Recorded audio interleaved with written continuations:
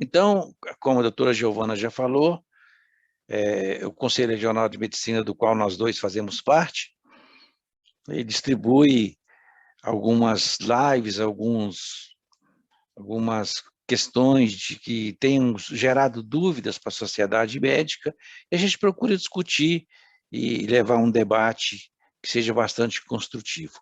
E o de hoje nós vamos falar alguma coisa sobre a declaração de óbito, porque ela foi atualizada agora em maio de 2022. Poucas modificações, mas existem. Então, a gente conceituando, por exemplo, o que é uma declaração de óbito? A declaração de óbito é um documento médico de muita importância, porque ele dá para a sociedade, para familiares, etc., a finitude, leva à finitude da vida, ele registra como a certidão de óbito, de nascimento, registra o início da vida, a certidão de óbito vai botar final à trajetória da vida. Então, ele é um documento que é passado para uma pessoa da família, um familiar, que vai destinar o registro em cartório. Que conceito de óbito? Parece óbvio, né? Conceito de óbito. Mas ele, ao pé da letra, é o desaparecimento permanente de todo sinal de vida, em um momento qualquer, depois do nascimento, desde que seja sem possibilidade de reanimação. E todos nós que já vivemos bastante tempo na profissão, já vimos, já soubemos, já escutamos, fulano falaram que ele estava morto, estava até no caixão já, e começou a respirar. Então, é para a gente ver que essas coisas ainda existem, né? O conceito veio para exatamente dizer para o médico, olha, está morto? Está. Sem possibilidade de reanimação? Sem possibilidade. Então, está morto. Pronto. Então, qual que é a finalidade da declaração de óbito? Ela tem finalidades óbvias, né? Tem a função legal, porque ela registra a trajetória de uma vida. Então, a partir do momento que é expedida a declaração de óbito, o responsável tem o documento hábil para ir ao cartório e decretar lá que aquele cidadão terminou sua vida.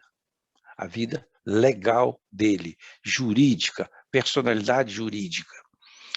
Serve também para conhecer a saúde da população, porque lá quando você emite uma declaração de óbito, na parte 2, doenças que contribuíram, né, que você vai assinar essa declaração, você tem causa imediata da morte e a segunda parte, que são as outras doenças que puderam ajudar, contribuíram para a morte, comorbidades, etc, etc, etc. Então, isso traz para aqueles que gerenciam, os gestores, um conhecimento de doenças prevalentes em determinada região. Por exemplo, doenças onde tem mais pessoas, que o índice de morte por doença de Chagas é maior de uma região para outra, onde em outros lugares há esquistosomíase. Então, assim, isso facilita para gestores manipular no bom sentido, né? O atendimento a essas pessoas. E isso também fornece dados estatísticos para a organização central, a distribuição de verbas para determinadas regiões em função das declarações de óbitos, nos estudos estatísticos mostraram a tal região prevalece doença de Chagas, tal região prevalece qualquer outra doença, né? Então, a finalidade da declaração ela é essa, é epidemiologia de um modo geral. Próximo. Por óbvio, né, a emissão de declaração de óbito, segundo a legislação brasileira, ela é um ato médico. Portanto, o médico é o emitente dessa declaração. Mas, pode passar a próxima. Então, a declaração, quem preenche, olha só a responsabilidade que começa aqui. Ó. O médico tem a responsabilidade ética e legal pelo preenchimento e pela assinatura da declaração de óbito, assim como pelas informações registradas em todos os campos desse documento. Deve o médico, portanto, revisar o documento antes de assiná-lo, que é muito comum. Eu já vi isso várias vezes. A pessoa está saindo, o colega está saindo do hospital, a funcionária da portaria: doutor, tem uma declaração de óbito para o senhor assinar. E naquela pressa, às vezes o médico vai e assina simplesmente sem conferir. Mas tem os problemas de sexo, de homônimos, de idade. Então, se houver um imbróglio jurídico, uma contestação, uma demanda, somente o médico responde pelo que está escrito. Ele não pode falar que ele não viu, que não foi ele que preencheu. A responsabilidade dele é legal, além de ética. Próximo. Mas e aonde não tem? Porque não tem lugar que não tem médico. É um grotão, fim de mundo, né? Onde, embora hoje com menos frequência, mas não tem médico lá para poder examinar o defunto, para emitir uma declaração de óbito.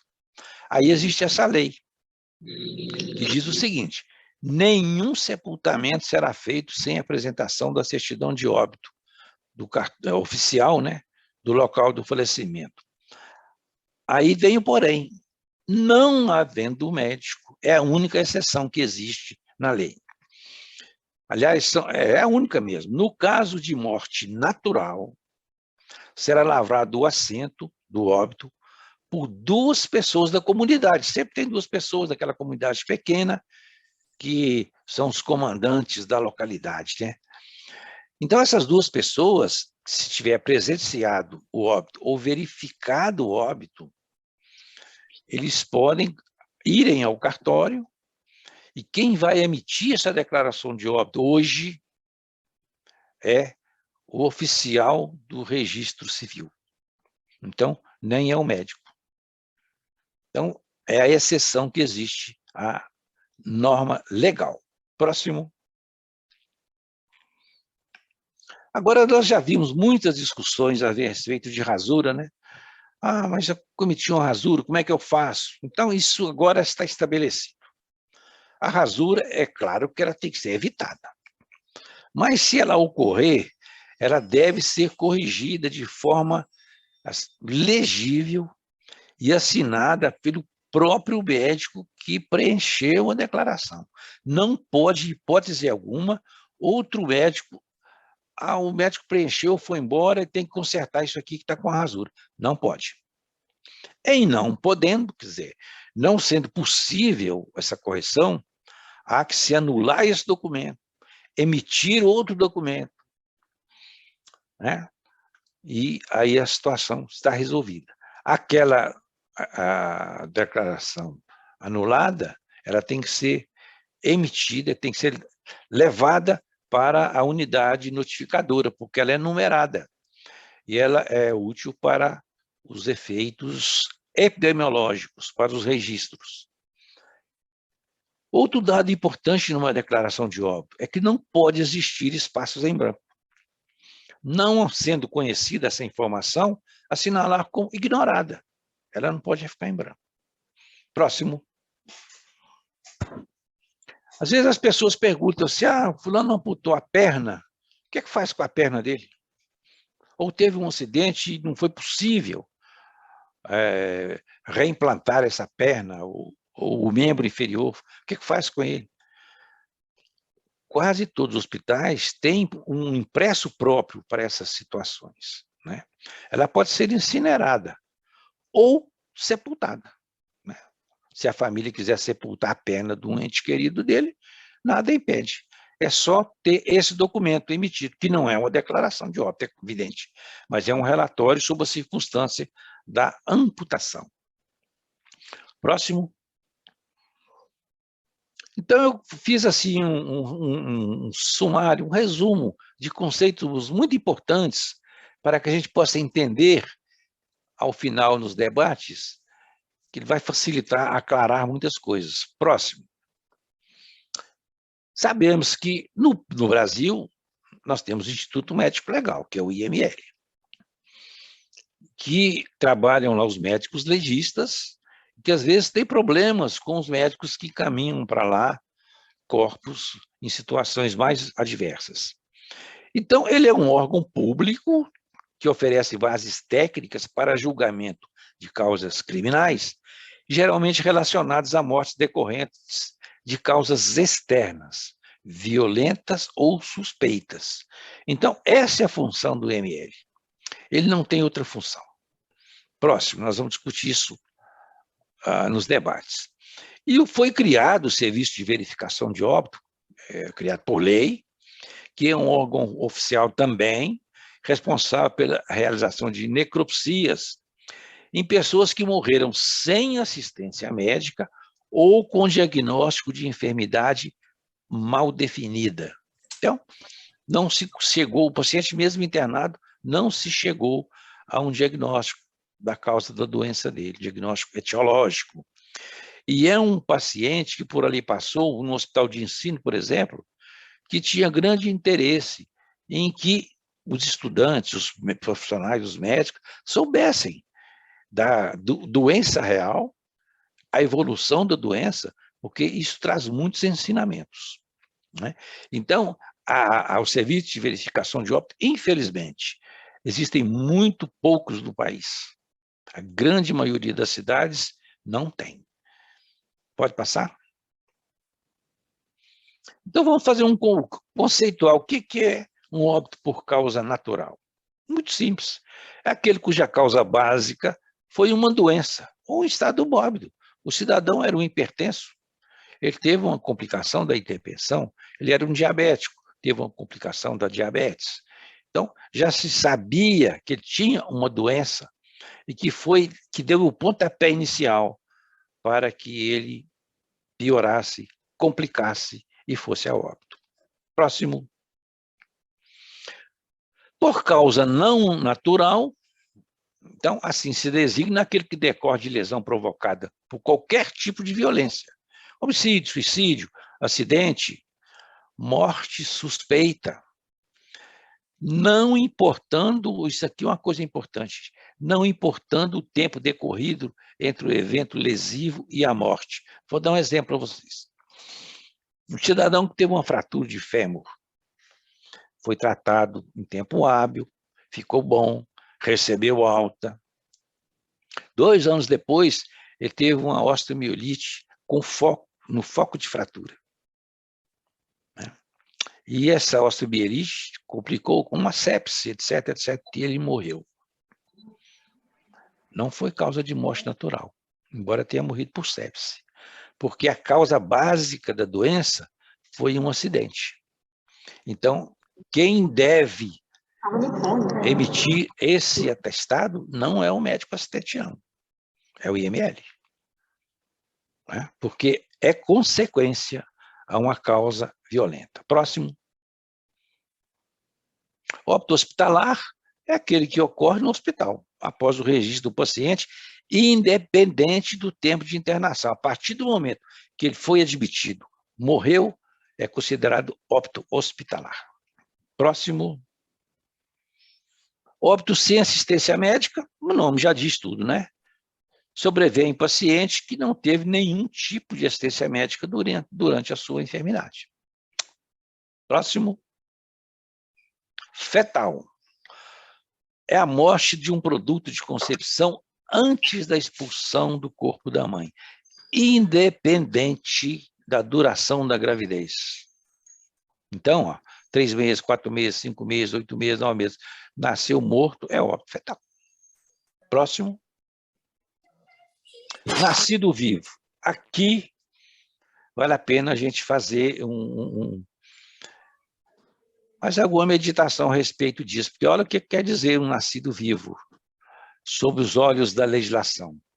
É o produto de concepção que respire ou apresente qualquer sinal de vida após a expulsão ou extração do corpo da mãe. Olha o que é mais importante, independente da duração da gravidez. Então, vocês vão ver a responsabilidade do médico que está na sala, né, que nasceu, o menino mexeu um pouquinho, deu uma respiradinha, abriu, fechou a mão, mexeu com as pernas, então ele era um nascido vivo. Pode passar? Vocês vão ver o que isso vai implicar. O artigo 2 do Código Civil,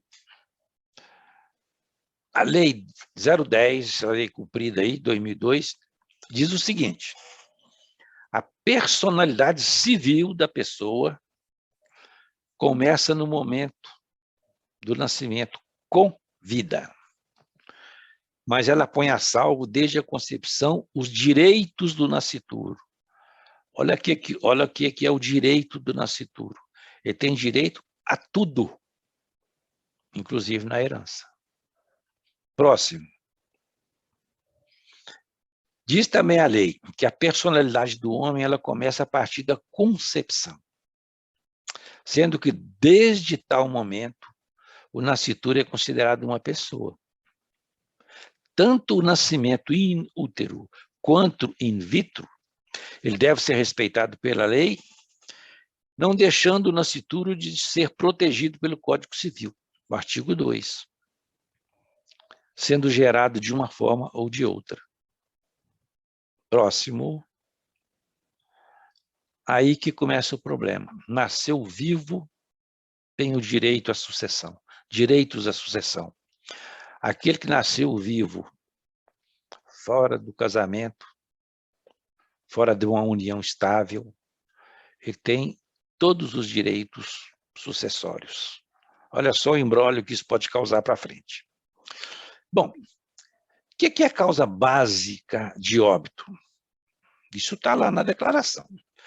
É a doença ou lesão que iniciou a cadeia de acontecimentos que conduziram diretamente à morte, ou as circunstâncias do acidente ou violência que produziram a lesão. Então, o indivíduo, ele é suponhamos que ele seja aí um indivíduo portador de DPOC. Né? Então, a causa básica da doença dele, DPOC. Ele complicou com uma pneumonia e tal, internou e acabou fazendo uma sepse e morreu. Então, a causa imediata da morte foi a sepse. A causa básica foi a pneumonia. Ninguém morre de parada cardiorrespiratória. Parada cardiorrespiratória é o modo de morrer. Todos morrem de parada cardiorrespiratória. Próximo. Aqui agora começa alguns dilemas que nós médicos temos. O que é uma morte de causa indeterminada? Então, assim se designa quando não foi possível determinar a causa da morte considerada de causa natural, mesmo com o uso de recursos disponíveis. Então, é o indivíduo que se internou, ele foi tratado, internou com febre, ou com tosse, ou com indisposição, ou dor abdominal, mas antes que se chegasse um diagnóstico, todos os exames que foram utilizados para determinar, fazer-se o diagnóstico, não levaram ao diagnóstico possível e ele morreu. Então, apesar da assistência médica, ele morreu sem diagnóstico. Né? Então, a causa da morte, ela é uma causa da morte indeterminada, que é diferente da morte de causa desconhecida. Próximo. O que é a morte de causa desconhecida? Que ela consta até na CID-10, que é o R96. São outras mortes súbitas de causa desconhecida. Então, assim se designa quando não foi possível, pela história clínica ou informações, determinar a causa da morte considerada de causa natural. Tá? Então, você foi chamado para ver um indivíduo, chegou lá e estava morto. Você não teve nenhuma informação que pudesse te levar a um possível diagnóstico, nem de uma causa imediata da morte ou de uma causa de uma doença que ele já tivesse. Então, ele morreu de uma causa desconhecida, que será desvendada se houver o serviço de SVO. Não tem que mandar para o IML, desde que você examine o corpo verso e anverso. Quer dizer, o defunto tem que tirar a roupa, olhar frente, dorso, membros, examinar tudo.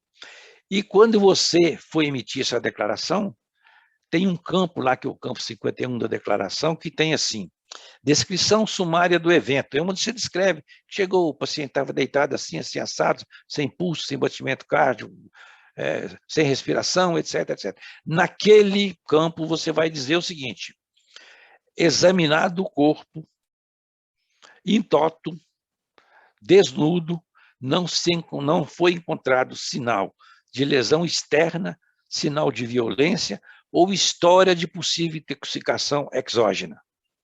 Você pode dar o atestado, sem problema nenhum. Tanto o médico do SAMU, quanto o médico clínico, quanto o médico que estava passando.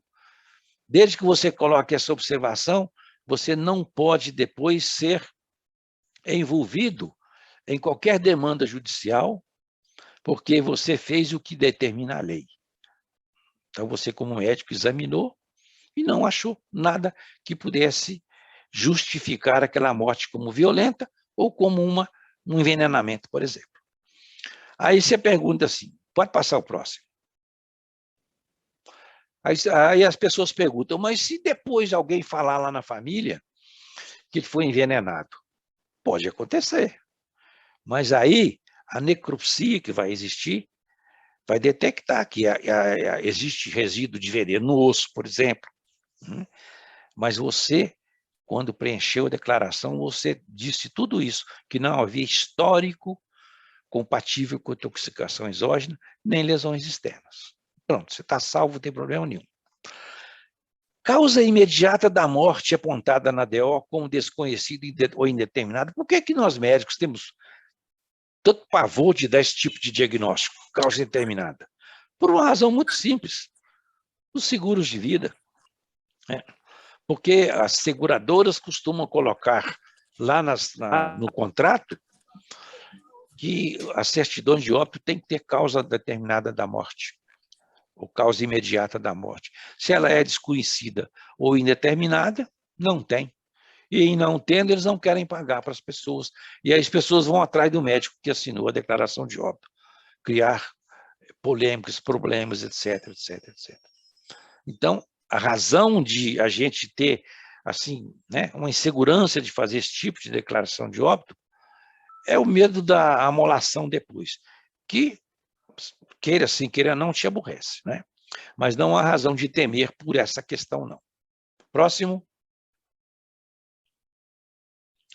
O formulário novo da declaração de óbito, ele tem 59 variáveis.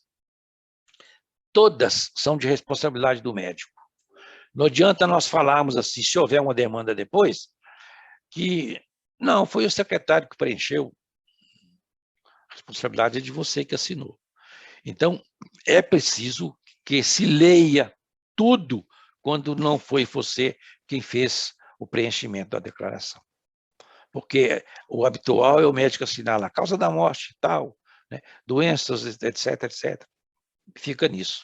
Mas há que se conferir tudo. Próximo, porque do ponto de vista legal é você que responde. Também tem uma polêmica sobre atestado ou declaração de óbito, tanto faz, para efeito de óbito, são palavras usadas para designar a mesma coisa. Não há problema algum. Próximo. O atestado, então, considera-se, a declaração de óbito, ela é um atestado, né? É escrita e assinada que uma pessoa faz uso de uma verdade do fato para servir de um documento a outra pessoa. Esse é o conceito normal. Próximo. Existe uma pequena diferença, que o atestado, fala-se muito assim, atestado é um documento de fé pública. É, sem dúvida. Mas é só quando ele é emitido por médico do serviço público. Né? Se não for do serviço público, qualquer médico que emitir um atestado ou uma declaração de óbito, ela tem presunção de veracidade. Então, na verdade, é o seguinte, tudo é a mesma coisa. É só questão de semântica. Tá? Próximo. E a certidão de óbito é o documento jurídico fornecido pelo cartório de registro civil após o registro do óbito. Então, o cartório só tem um jeito de emitir o registro. Ou com uma certidão de óbito levada com uma declaração, ou então naquela situação onde a localidade não tinha médico e que 2 membros da comunidade declararam que viram o cidadão morrer, ou que foi lá e viu que ele estava morto mesmo. Então, quem emite a declaração nessa situação, como eu já disse, é o oficial de justiça do cartório. Próximo. Coloquei algumas dúvidas que normalmente a gente recebe ligações telefônicas a respeito. Pode passar. Comorriência. O que quer dizer comorriência? Se as pessoas que trabalham nas urgências, todas têm a obrigação de saber. E eu acredito que todas saibam. Mas como nós estamos também falando para médicos que não trabalham em urgência e não têm a vivência da urgência e de lidar com essas questões, próximo, quer dizer comorriência é o seguinte, isso vale muito para aqueles socorristas, quem trabalha em SAMU, que trabalha nos postos de urgência e emergência. Ele é um fenômeno jurídico e ocorre quando 2 ou mais pessoas morrem ao mesmo tempo. Uma trombada de ônibus, por exemplo. Ou quando não é possível concluir qual delas morreu primeiro, razão pela qual o direito, quer dizer, a justiça, trata como se elas tivessem morrido ao mesmo tempo. O SAMU foi chamado, ou a emergência foi chamada para atender um acidente de ônibus, de trem, uma catástrofe qualquer. Então, o médico chegou lá, um já estava morto, o outro estava agonizando, o outro estava com vida ainda e foi levado para o hospital. Para efeitos legais, pode passar o próximo, a comorriência ela é prevista na lei, o artigo 8º do Código Civil Brasileiro, que diz lá o seguinte, se 2 ou mais indivíduos falecerem na mesma ocasião, ele não fala no mesmo horário, não se podendo averiguar se algum dos comorrientes precedeu aos outros, presumir-se-ão simultaneamente todos mortos. Próximo. Preceitua ainda o artigo 6º do Código Civil que a existência da pessoa natural termina com a morte, destacando-se assim a importância da indicação do momento da morte, já que com a morte abre-se a sucessão. Então, vamos dar um exemplo para vocês, o casal viajando de ônibus, dá uma batida. O médico chegou lá, o marido estava morto, a mulher estava ainda viva. E se você... e daí uma meia hora, 1 hora, também a mulher morre. Então, se você fosse dar uma declaração ao pé da letra, teria que ser aquele morreu a 1 hora, o outro morreu às 2 horas. Suponhamos assim, a mulher. Então, quando um morre, um casal que morre, se tiver bens, quem que herda? É o que ficou vivo. Nesse caso aí, herdou a mulher. Ela herda tudo que era do marido e dela. Só que daí 1 hora ela morreu. Quando ela morreu, quem que herdou tudo? Os descendentes dela, irmãos dela. Do marido não, porque ele já tinha morrido. Então, para evitar essa confusão, essa conturbada confusão jurídica, é que a lei trata isso com todos mortos ao mesmo tempo. É a comorriência. Próximo. Então, uma dúvida assim, um óbito ocorrido em uma ambulância com médico, quem deve emitir a DO? Você, médico, está dentro da ambulância, transportando um paciente. Olha o que está dizendo a norma. A responsabilidade do médico que atua em transporte, remoção ou emergência equipara-se a do médico em ambiente hospitalar. É como se ele estivesse dentro do hospital e você fosse o médico dele. Portanto, caberá a este emitir a declaração. Caso não seja possível formular um diagnóstico, esclarecer que a causa imediata da morte foi desconhecida. Aqui ela não é indeterminada, ela foi desconhecida. Porque você está apenas dentro de uma ambulância transportando. Agora, se você era médico do paciente, tratava do paciente, conhecia a doença dele, um nefropata, por exemplo, aí eu vou levá-lo de Pouso Alegre para Belo Horizonte, que ele vai fazer um transplante. Você está junto, ele morreu no caminho, aí não é desconhecida não, porque se já tem diagnóstico, ele estava internado, você estava tratando dele, sabia que ele tinha uma nefropatia grave, ele morreu com consequência disso.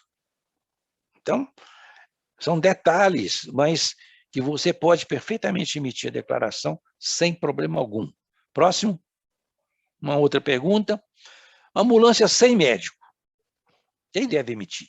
Então, é o caso de um médico que está no interior, sozinho, atendendo um PA lá, ou um plantão, num hospital pequeno, e tem um paciente que precisa ser mandado para um centro maior.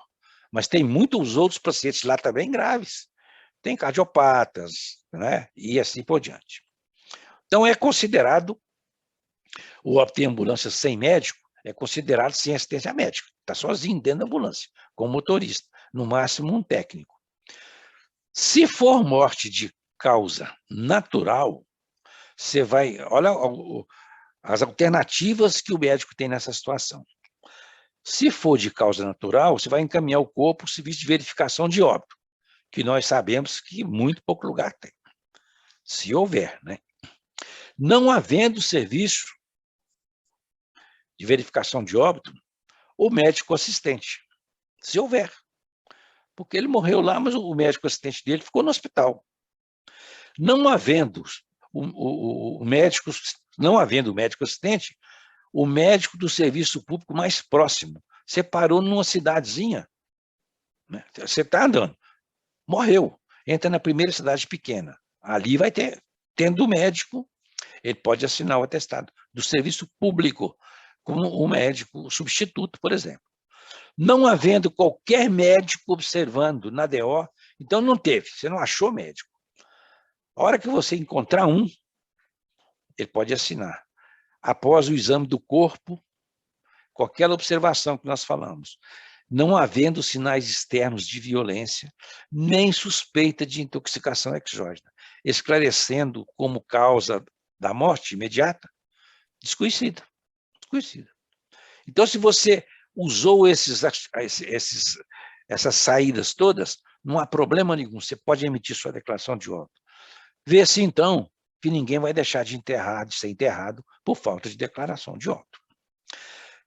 Só se for de causa não natural, ou seja, causa violenta, é trauma, ele foi vítima de trauma, aí não tem jeito, aí tem que encaminhar para o ML. Toda vez que se encaminhar um corpo para o ML como suspeito, a morte suspeita, o médico tem a obrigação de preencher o relatório detalhado, o máximo que ele souber de detalhe, para facilitar o legista, porque o legista só deve fazer, como nós já dissemos lá atrás, mortes violentas ou suspeitas. Mas as suspeitas têm que ter um fundamento muito bom, muito bem feito, para facilitar que ele desenvolva a necropsia. Senão ele vai devolver o corpo, porque ele não tem base de conhecimentos explícito, escrito, para que ele faça a necropsia. E quem deve assinar esses atestados, nós já vimos aí que qualquer outro médico pode. Próximo. Para recém-nascido que morreu, agora aqui jamais para os obstetras, né? Para o recém-nascido que morreu minutos após o nascimento, deve-se emitir a DO? Claro que deve, nasceu vivo. Nós vimos que a vida jurídica, legal, perante a justiça, começa após o nascimento, com vida. Então, o hospital vai emitir a declaração de nascido vivo e o médico, isso aí, e o médico responsável deverá emitir a DO. Aqui houve já uma modificação, agora no novo manual de preenchimento, declaração de óbito. Porque antes de maio, nasceu vivo, morreu, o obstetra ou o pediatra emitia a declaração de nascido vivo. O pai tinha que ir ao cartório registrar, trazer o registro de nascido vivo para o outro médico, o obstetra, no caso, ou o próprio pediatra, fazer a declaração de óbito e ele voltar ao cartório, Aí o cartório ia dar baixa naquela declaração de nascido vivo e fazer a certidão de óbito. Então, hoje, não é mais assim, não. O hospital emite a declaração de nascido vivo e o obstetra já dá de imediato, ou o próprio pediatra, a declaração de óbito. E o cartório lá registra e dá baixa ao mesmo tempo. Então, isso facilitou, tornou mais prático, menos penoso para a família. Próximo. Isso aqui é só uma demanda, que isso já me foi perguntado uma vez. O médico que emite uma declaração de óbito para paciente que morreu sem assistência médica, porém, posteriormente, houve suspeita de morte violenta. Poderá o médico ser responsabilizado? Nós já falamos ali atrás, há pouco tempo agora, né? Não, ele vai ser responsabilizado desde que, se ele fizer constar na declaração de óbito, que a causa imediata da morte foi desconhecida e que não havia sinais externos de violência, nem informações de possibilidade de intoxicação exógena. Então, essa declaração, essa notinha, essa observação, deve ser feita lá no campo 51, onde tem o sumário do evento. Próximo. Quem deve emitir a DO para paciente assistido pelo Programa de Saúde da Família?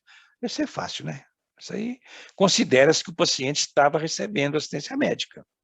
Portanto, após examinar o cadáver, o médico que fez a última visita ao paciente deverá emitir a declaração de óbito. Próximo. E como você vai proceder se a declaração preenchida incorretamente já foi registrada no cartório de registro civil? Houve lá um erro qualquer de sua responsabilidade, que assinou a declaração do médico. E chegou no cartório, passou batido também. O cartório emitiu a certidão de óbito. Só que depois, o próprio cartório descobriu que aquela certidão não foi emitida legalmente. Aí ele vai atrás do médico. O que o médico tem que resolver? Olha só a falta de cuidado que pode acarretar. Ele tem que ajustar um advogado, retificação e pedir uma retificação da declaração de óbito na vara de registros públicos. Quem vai fazer isso, aceitar isso ou não, é o juiz.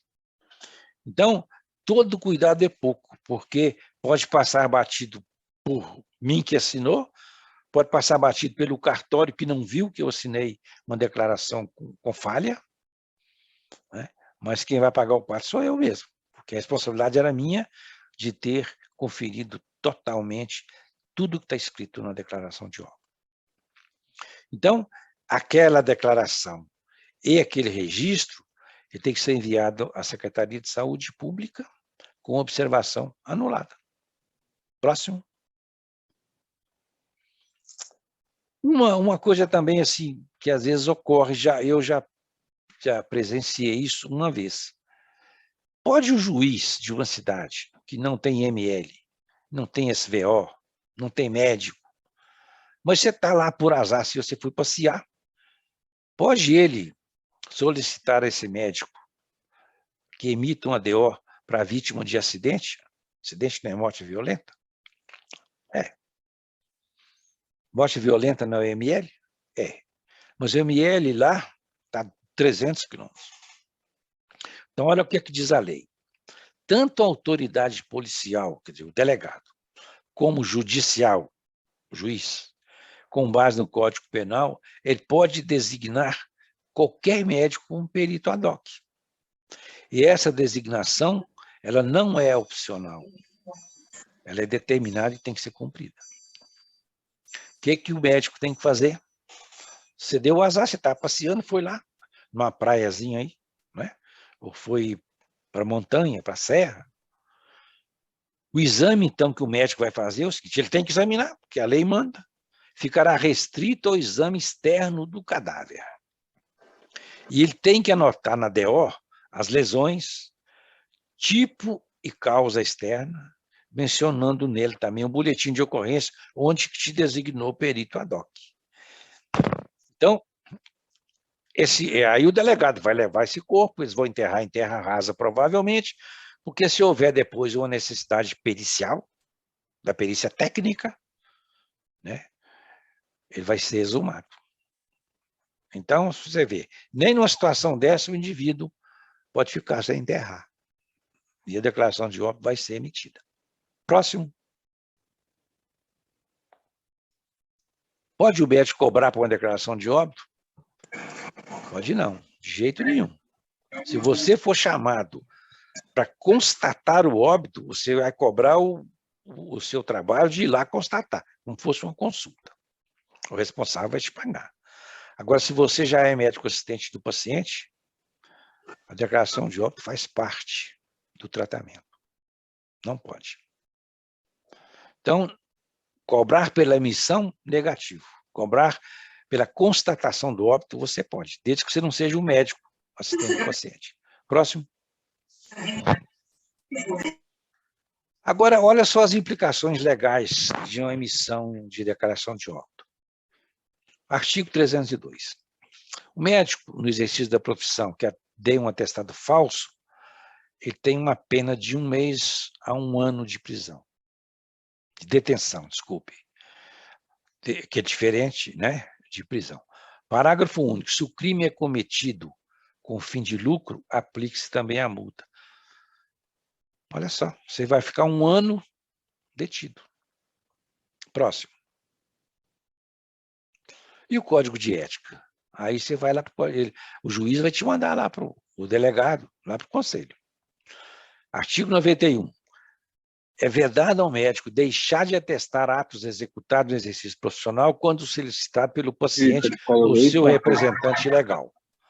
Então, você não pode nunca recusar dar uma declaração de óbito por morte natural. Próximo. Diz também ainda o artigo 83 do Código de Ética. Atestar óbito quando não o tenha verificado pessoalmente ou quando não o tenha prestado assistência ao paciente, salvo no último caso, se o fizer com plantonista, médico substituto ou em caso de necropsia e verificação médico legal. Então, você não pode atestar se você não tiver examinado, exceto se você for plantonista. O médico assistente está em casa. Ou ele nem mora na cidade, mora em outra cidade, trabalha lá. Mas você é plantonista, você tem conhecimento via prontuário de todas as situações que te permitem que emita a declaração de óbito por causa natural. Se você for também um médico substituto, qualquer médico seja substituto, né? Os casos de necropsia e verificação médico legal estão previstos em lei. Próximo. Ainda no Código de Ética Médica, o artigo 84, veda ao médico deixar de atestar óbito de paciente ao qual vinha prestando assistência, exceto quando houver indício de morte violenta ou de intoxicação exógena. Próximo.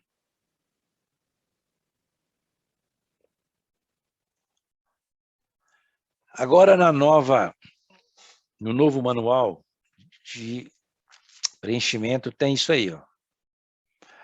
A folha 40 do manual de instruções. É possível que a pessoa gestante seja do gênero masculino, conforme seus documentos pessoais, no caso de pessoas transgêneras. Isso quer dizer o seguinte, ela, por ser transgênera, não quer dizer que ela, se ela tiver útero e ovário, ela pode engravidar. Mas no documento, ela diz lá que, e a lei permite, a lei dá amparo legal, é do sexo masculino. Próximo. Então, gente, nós estamos aí a cada dia aprendendo mais. Leonardo da Vinci, lá nos séculos idos, já dizia que aprender é a única coisa de que a mente nunca se cansa, nunca tem medo e nunca se arrepende. Próximo. A declaração de óbito tem essas bibliografias aí à disposição de qualquer pessoa, qualquer dos colegas que queiram consultar. Ela foi editada agora em maio de 2022, com base em todas essas portarias, leis e resoluções do CFM. Próximo. Bom, essa é a minha netinha caçulinha. É isso que eu queria dizer para vocês, e agora nós podemos, né, se tiver algum debate e alguma dúvida que eu puder esclarecer, estou às ordens. Muito obrigado por ter me tolerado aí. Obrigada, Cícero, pela excelente explanação sobre DO, como sempre. E eu vou pedir aqui, gente, que quem tiver dúvidas, levante a mãozinha aí no chat para a gente organizar, né? Se tiver muita dúvida, a gente vai organizando assim. Alguém quer perguntar alguma coisa? Doutora Fernanda. Fernanda? Boa Pode noite falar. a todos. Obrigada pelas explicações ao doutor. Eu vivi uma situação onde eu fui constatar um óbito de uma paciente em casa, eu sou do SAMU aqui de Contagem, e ela tinha passado por uma cirurgia neurológica e tinha tido alta no dia anterior. E eu não sabia se eu deveria dar o atestado ou não, por não saber, nem a família também não sabia que tipo de cirurgia tinha sido feito, só sabia que tinha alguma coisa a ver com Alzheimer, mas não sabia o que tinha sido feito, não sabia as consequências, não tinham segurança em relação se havia ou não havia acontecido alguma coisa de errado, questionaram a alta da paciente ter sido precoce. Nesses casos, a gente deve emitir esse atestado de óbito e colocar no campo 51 essas questões, ou realmente a gente deve encaminhar o corpo ao ML? Doutora Fernanda, a morte não sendo de causa violenta, que foi uma causa, pode até ter sido uma complicação de uma cirurgia, né? Então, nesse caso, o ideal seria contactar o médico assistente e ele dar as instruções, você poderia perfeitamente emitir a sua declaração de óbito. Agora, muitas vezes a família contesta e pede que se faça, né? Que se encaminhe para o ML para que se faça a necropsia. Nesse caso, o ideal seria o SVO, porque não tem história de trauma, não tem história de morte violenta. Ela tem um nosológico de doença prévia, né?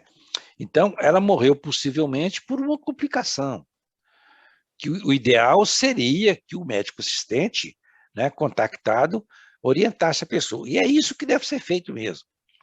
Agora, nada impede, se não houver questionamento, suspeita de intoxicação exógena, você pode perfeitamente dar a declaração e coloca naquele campo lá, né, que você examinou, não tinha sinais de lesões externas, nem história de intoxicação. E a causa básica da doença, que é aquela segunda parte lá, que não foi a causa imediata da morte, se você souber, você preenche. Agora, você nunca pode achar campo em branco. O que você não tiver informação, ignorado. Escreve, ignorado. Tá, joia. Obrigada, doutor. Não é nada. Mário? Boa noite, Cícero, Giovana. Parabéns, Cícero, pela sua exposição. Obrigado, Obrigado, Mário. Giovana, pela possibilidade que você nos deu aí de participar desse evento. Viu, Giovana? Imagina, professor. Doutor Cícero, hoje de manhã me ligou um colega aqui em Pouso Alegre. Seu som está baixo, Mário. Deixa eu aumentar aqui. Melhorou? Melhorou?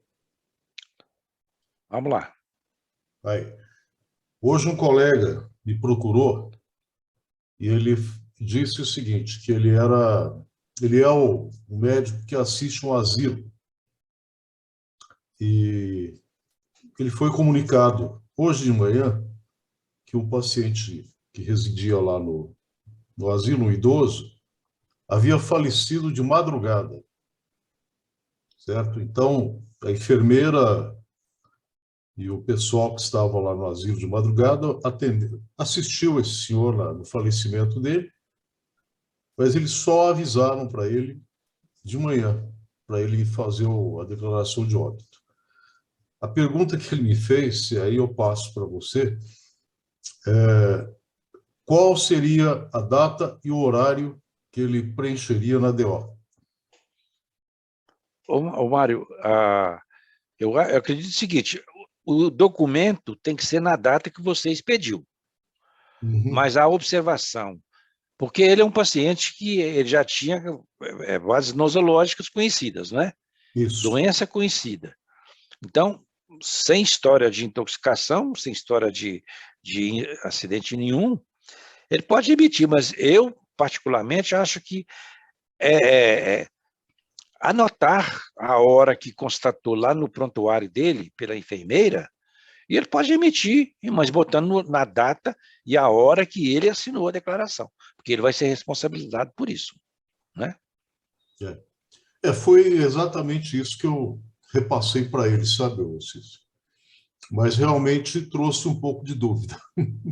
Porque ele era o médico assistente, ele sabia tudo do paciente. Exatamente. Mas o problema era a questão do horário, que vai isso aí. na DO. Ô, gente, vocês não sabem o que é um transtorno? O médico não queria assinar uma declaração de óbito para a família, quando ele pode assinar, né? Quando ele não pode, aí o ML é que vai resolver a situação mesmo. Tá bom. Obrigado, Cícero. Valeu, Mário.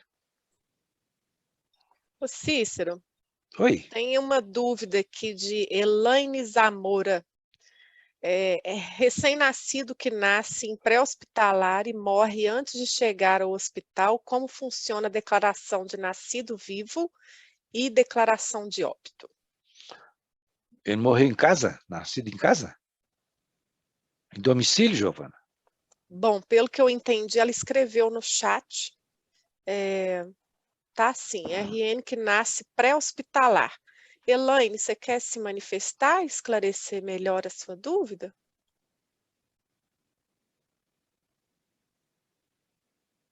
Oi, Giovana, professor Oi. Cícero.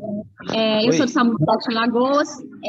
A gente, às vezes, atende interceptação na estrada, às vezes é uma interceptação de uma outra ambulância, e às vezes a gente vai em parto em domicílio. E às vezes são prematuros, são crianças que podem vir a óbito, né? E existe a causa mais rara aí de PCR na mãe, e que pode acontecer, né, uma cesárea aí de urgência, e o neném também nascer. Essa já é uma situação que pode nascer TCR. Mas, como a certidão de nascido vivo é feita no hospital, e isso não vai ser presenciado por um médico dentro do hospital, a minha dúvida foi mais isso, em relação a essa certidão de nascido vivo, porque ela vai ter sido presenciada apenas pelo médico no pré-hospitalar, por exemplo, o médico do SAMU. Aí eu queria mais saber essa situação. A gente faz essa declaração de óbito ou encaminha a criança em óbito e deixa para essa DO ser feita a nível hospitalar? Não, se ela nasceu viva, você presenciou nascido vivo, a pessoa que presenciou pode dar a declaração que nasceu vivo, né? E a declaração de óbito, é óbvio, ela vai ser feita pelo médico, do próprio SAMU, sem problema nenhum. Não tem problema. Agora, essa declaração de óbito, a partir do momento que você tem a declaração de nascido vivo, você já pode fazer a declaração de óbito. Porque, não sei se você se lembra, antes de maio agora, tinha que se ir ao cartório primeiro, registrar nascido vivo, voltar, pegar a declaração de óbito, voltar ao cartório para fazer a certidão de óbito. Agora não. A partir do momento que tem à mão a certidão de nascido vivo, já se pode o médico fazer a declaração de óbito. E o nascido vivo não precisa de ser o médico, não. Qualquer um que presenciou, né? Ele vai ser responsabilizado pelo que ele vai falar. Escrever, né? Nascido vivo é só um relato? Porque a gente tem Não estou te ouvindo, não, Elaine. Tá ouvindo? Elaine, repete a sua pergunta, por favor. Ela está com o microfone fechado. Tá me ouvindo? Melhorou? Melhorou. Que o sinal não tem aqui agora. Mas essa declaração de nascido vivo, eu estou dentro da ambulância, então eu vou pôr como RN, botar o nome da mãe, o documento da mãe, vou colocar como RN, não é isso? Agora, em relação à declaração de nascido vivo, eu não tenho nada na ambulância que nos permite fazer essa declaração. É só um relato, e aí eu tenho que fazer essa declaração, porque isso aí vai fazer já junto, não é? Da declaração de óbito no cartório, pelo que eu entendi. Como eu faço essa declaração de nascido vivo no pré-hospitalar? Você pode fazer a declaração em qualquer papel. É igual uma receita médica, você pode dar em qualquer papel, desde que você se identifique como médico, né? Então, você faz a declaração de nascido vivo. E você mesma pode dar a DO, sem problema. Não tem problema. Tá ótimo, doutor Cícero, muito obrigada, viu? Nada. Obrigada, Giovana. Por nada. Cícero, tem mais uma dúvida aqui do doutor João Bruno. Ele pergunta o seguinte, está aqui no chat: em qual parte da DO devemos fazer a correção de algum dado preenchido errado na DO? Seria na lateral ou no verso? E se no verso, fazer nas 3 vias? Tem que ser na lateral, na primeira via, porque as outras elas copiam, né? É como se fosse carbonada. Tem que fazer na margem, né? E tem que ser o mesmo médico que fez a rasura. É claro que não pode ser uma coisa rasura grosseira, tem que ser um erro de número, de letra, né? E tem que assinar legível, tem que ser identificável. Não pode outro médico fazer isso, só o emitente do documento. Tá? Está esclarecido, João Bruno? João? Oi, Giovana, boa noite. Parabéns aí pela apresentação. Tá, foi sim, ótimo. Tá, Obrigado. tem mais alguma dúvida? Não. Tá, joia. Mais alguém tem dúvida?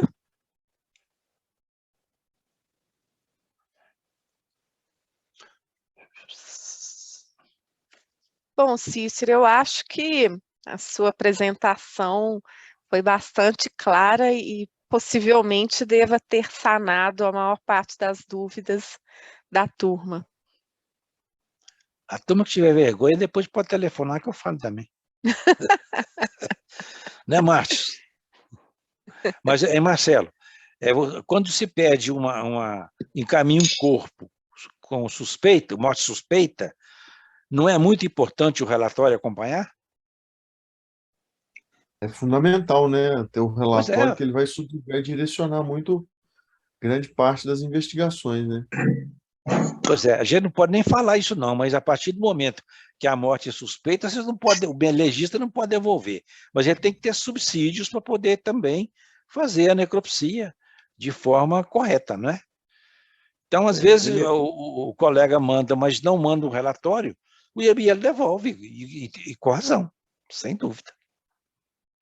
Na verdade, a grande contribuição dos relatórios é principalmente quando os colegas vão, às vezes, num local, né, e constatam ali que tem uma suspeita de intoxicação. Esse é a principal contribuição, porque aquele disparo de arma de fogo, ele, às vezes, supera com um exame necroscópico ali, é possível fazer a identificação, mas as causas de intoxicação, as suspeitas, os achados, medicamentos, relatos da família, isso é fundamental nesses casos, né? E até mesmo aquelas questões dos extermínios por asfixia, né, os enforcamentos, essas questões também são muito importantes, porque dependendo da estrutura que é utilizada, você pode ter uma ausência, às vezes, de sinais externos ali, e às vezes os indícios, relatos da família, outros indícios ali, vão subsidiar muito essa investigação. Então, isso é muito interessante mesmo, contribui imensamente. É fundamental. Isso. Ok. Então, Cícero, eu gostaria de te agradecer imensamente pela disponibilidade, pela boa vontade. Acho que você sanou boa parte das dúvidas e, eventualmente, algumas aparecem mesmo no dia a dia, né? E só tenho a agradecer a todos pela participação e ao Cícero pela brilhante apresentação. Nada. É um prazer muito grande.